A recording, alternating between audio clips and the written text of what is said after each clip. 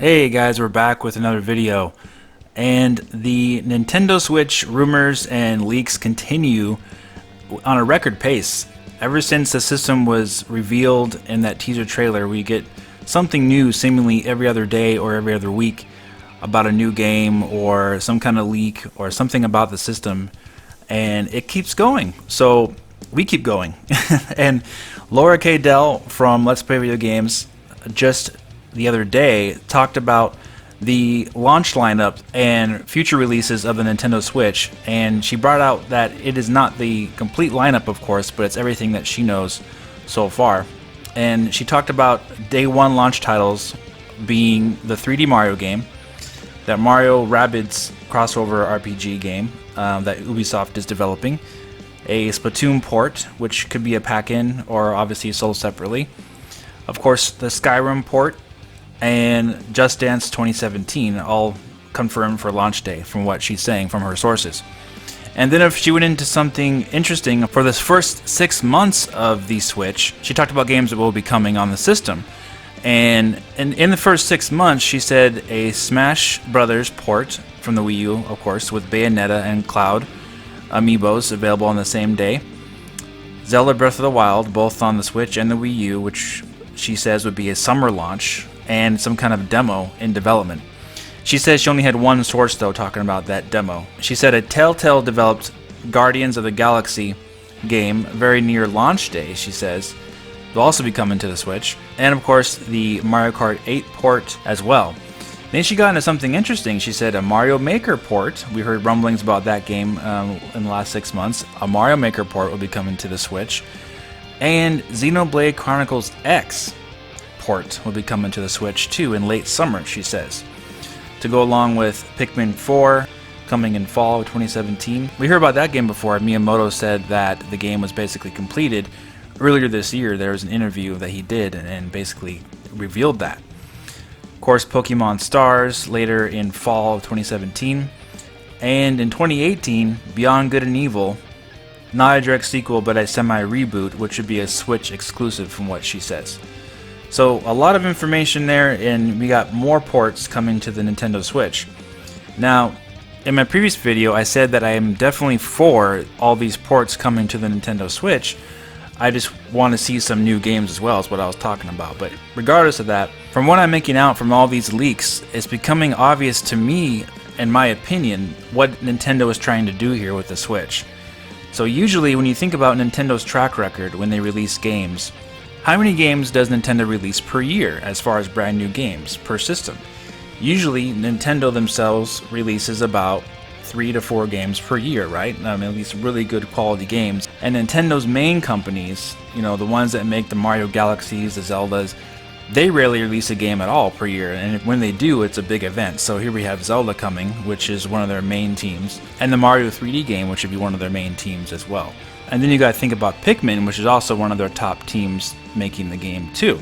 So usually for Nintendo's teams, they are not the biggest teams in the world that make these games. They're very focused on making really high quality games, and they don't have as many games to release per year. It's just not what Nintendo has done ever in their history. They've never released multiple titles that are super high quality and from their top teams, like one per month. They've never done that in their history. So I'm beginning to see why, quite possibly, they're making all these ports coming to the Nintendo Switch, because they have an opportunity to maximize sales for all these games that quite possibly other people who hadn't owned a Wii U to now have the chance to buy these games on the Nintendo Switch. Because that's a lot of ports. So the first year, you have Mario Maker, you have Xenoblade Chronicles X, you have Mario Kart 8, you have Smash Brothers, you have Splatoon. That's 5 games right there that are ports from the Wii U directly. Then you have the third version of Pokemon Sun and Moon coming out at the end of 2017, which would be a different version of the game, but based on the original from the 3DS. So it looks like Nintendo is really focusing all these first-party ports on the first year of the Nintendo Switch, so they can maximize sales as much as possible, because those games that released on the Wii U span from 2014 to 2015, and they didn't have a very quick release time frame, did they? They were spaced out over months and months and months. So the first year of the Nintendo Switch has the opportunity to release all these games that people may have missed out on by not owning a Wii U. So it has a lot to offer that first year in regards to these other games. And we're starting to see that it will have some new games with Pikmin, Zelda, which is a huge game, and the 3D Mario game, which would be a launch game, which would be extremely big. And while even though there's nothing really leaked from third-party developers that are really big news, Skyrim isn't really that big of a deal in my opinion, since it's a 5-year-old game. And the Mario Rabbids RPG, that remains to be seen. You know, I'm not a big fan of the Rabbids series, and it's not made by Nintendo. So I'm going to wait and see on that one to be excited about it. I really don't know yet. But I'm willing, of course, to give it a chance. We shall see about that. And of course, Just Dance 2017, no interest in that at all. NBA 2K17, not interested in that. These are just my opinions, of course. But as far as big games are concerned for a Nintendo console, Mario on launch day would be huge.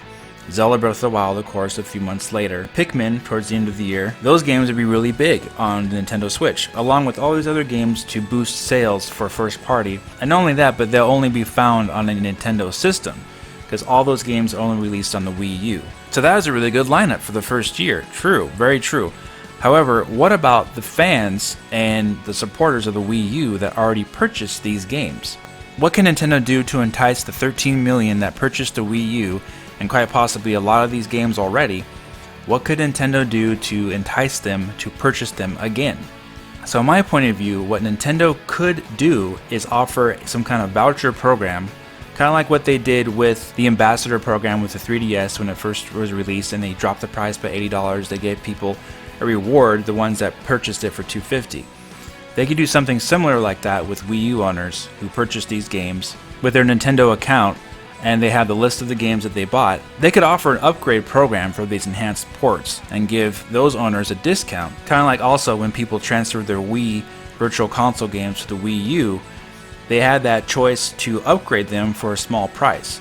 So I really hope Nintendo offers that similar kind of program for Wii U owners that paid the money, paid full price for these games already, and now Nintendo's offering these enhanced ports.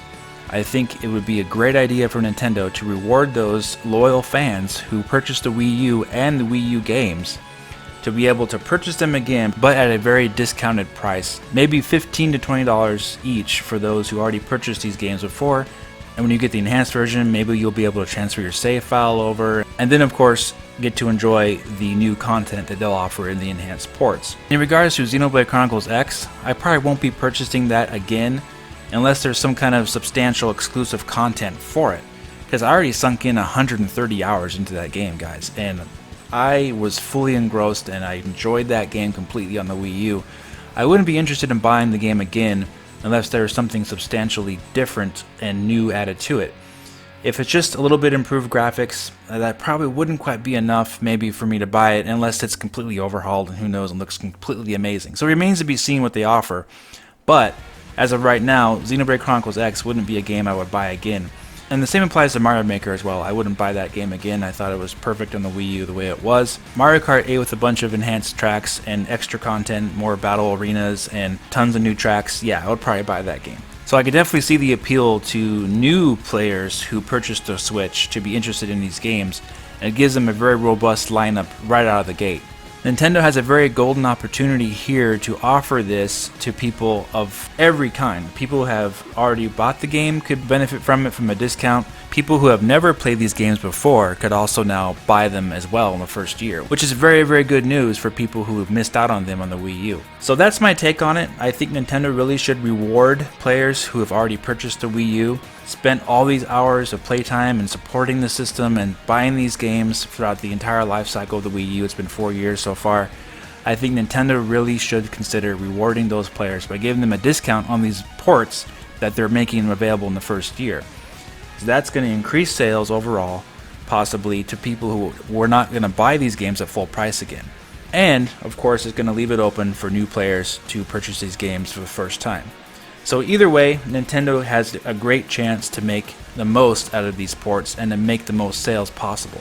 So anyways, guys, that's my thoughts on this, and that's my idea for what Nintendo could do to entice Wii U owners to buy these ports again. Let me know what you guys think in the comment section. What do you think Nintendo should do? Is this a good idea for what they could do with these ports? Should they offer a discount? Should they offer some kind of voucher program? Tell me what you guys think in the comment section. So if you enjoyed this video, guys, please hit that like button, subscribe, and comment, and I'll talk to you very soon in the next video. Take care.